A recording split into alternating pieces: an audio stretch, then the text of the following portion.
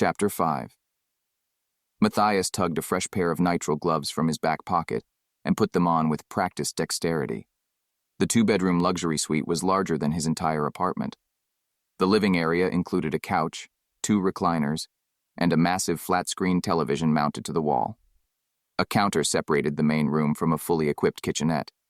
The door to the left stood open, exposing an untouched queen bed with no personal belongings in sight.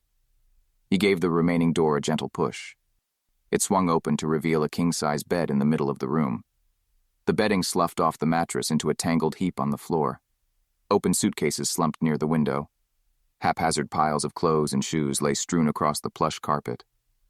A suitcase slid from a chair, dumping its crumpled contents to the floor. Mathias jumped. The stench of wickedness hit him, and he fell back a step. Only items recently in contact with someone maintained the scent of their source. This man had to be an absolute pig for the smell to linger like that. A small part of him had liked the idea of Fenton taking Vicky from her witch of a mother. But based on this smell, neither parent should have custody. The poor girl was stuck between a rock and another rock. Holding his breath, he hurried to the bedside table. Inside the drawer lay a Bible and a few takeout menus. No personal belongings. On top of the table sat a piece of hotel stationery with a phone number scrawled on it. Mathias pulled out his phone and snapped a picture. A faint beep came from the living area, followed by a click of the latch. A harsh voice filled the air. Kidnapped, and you're just calling me now? I'm her father. Could you be any more childish, Jessica? Keys jangled against a hard surface. You held the press conference without me. I'm calling my lawyer and adding this to the reasons you're an unfit mother. The heavy carpet muffled but did not deaden the approaching footsteps. The reek of the man's blood surged. Mathias darted his eyes around the room. Not the bathroom. He'd be trapped. The balcony, then. He had no other option. Mathias pushed open the French doors and slipped through. He tugged the curtain to close it, but it snagged on a pile of clothes. His head pounded. This man could be his meal right now if he'd succumb. No, he would not give in. Fenton's room was on the back side of the hotel. Beneath the balcony, a paved courtyard surrounded a sparkling turquoise pool. The height made his stomach lurch. He wasn't ready to find out if his demon could protect him from such a long fall. Any moment, Fenton would come into the room and spot him. Perhaps he could hang off the balcony railing until the man left. Mathias swung one leg over the edge. His hands shook, sweat threatening his grip on the polished metal. Breathing hard, he managed to pull his other leg after him and balance on the narrow lip. Hey, you, what are you doing on my balcony? Mathias lost his grip. He pushed off the edge with his feet, aiming for the pool below. Arms flailing, he plummeted toward the water. Screams cut off as lukewarm water exploded around him. Mathias rebounded off the bottom of the pool and surfaced, his head bursting into fresh air. Shadowy figures ran along the edge of the pool, their shouts audible again. The sun reflecting off the water blinded him. Where were his sunglasses? His hands flew to his face and found them clinging to one ear. He settled them back onto his nose, grabbed the hat floating next to him, and jammed it onto his head. With the protection of his sunglasses, the shadows resolved into clusters of hotel patrons and employees. He struck out for the least crowded side of the pool. He needed to get out of there, and fast. After a stunt like that, hotel security was bound to show up with questions he was not prepared to answer. He reached the edge of the pool and hauled himself out, rivulets of water trailing down his face and running from his pant legs. An older couple approached, the man gabbling questions, the woman calling for security. Mathias sprinted past them toward the fence at the back of the property. He vaulted it and landed in a narrow alleyway.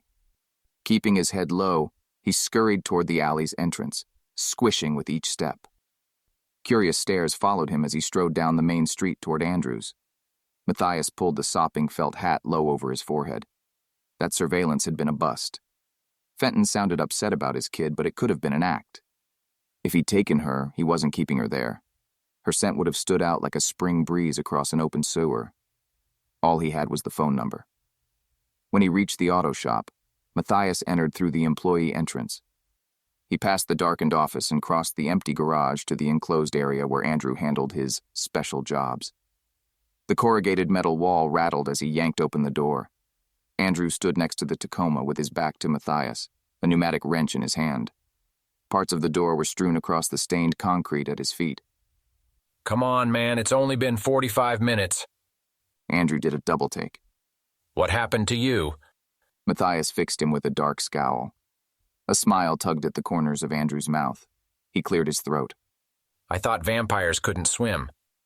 Mathias removed the wilted cowboy hat and dragged fingers through his thick, sodden hair. That's witches, idiot. Oh, right. Andrew nodded, his smirk widening.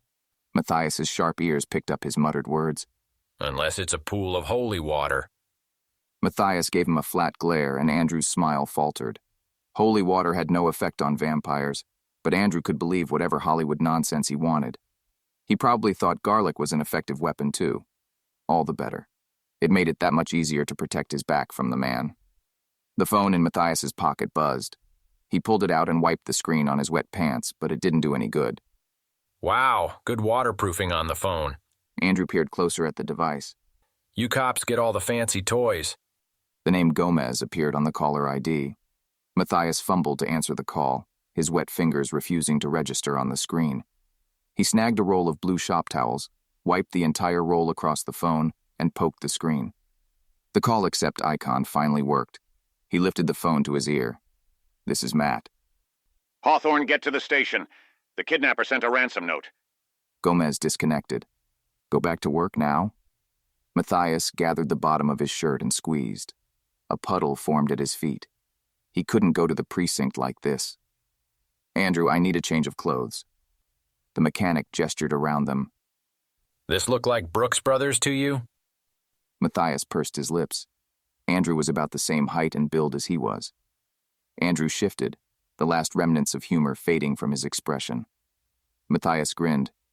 You wear street clothes under that jumpsuit, right? Andrew's eyes widened, and he pulled the coveralls tighter around him. You're pushing this life debt thing way too far.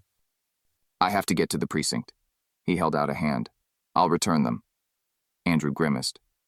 Next time you walk in on a thug beating on me, turn around and keep walking. He stripped off his clothes, tossed the wadded pile at Mathias, and pulled his coveralls back on. Maybe you ought to carry a change of clothes. Ever think of that? Thanks for the tip, Nostradamus. Mathias started peeling off his wet clothes. What about shoes? Andrew pulled himself up to his full height. I draw the line at shoes. You got yourself soaked. Go barefoot. Mathias narrowed his eyes. You don't have any spares around here? Andrew pressed his lips together, then sighed. Hang on. He disappeared into the garage. When he returned, he swung a pair of leather sandals by the straps. He tossed them to Mathias. Beggars and choosers, man. Count your lucky stars. Joe leaves his stuff all over the place. You'll bring them back, too, and replace his cowboy hat. Mathias wrinkled his nose at the sandals. Good thing he wasn't up for promotion. He tugged on the torn, stained khakis and pulled the ratty Metallica t-shirt over his head. The sandals slopped around on his feet, a full size too large. Yeah, this would impress the chief all right.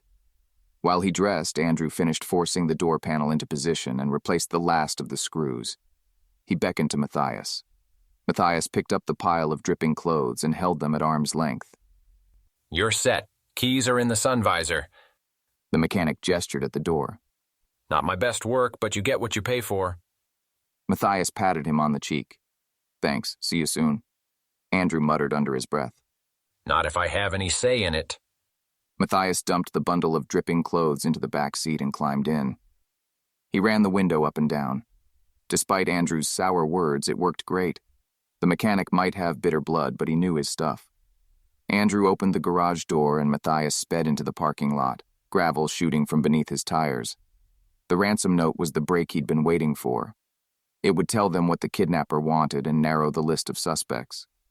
Most of all, it meant that somewhere Vicky was still alive.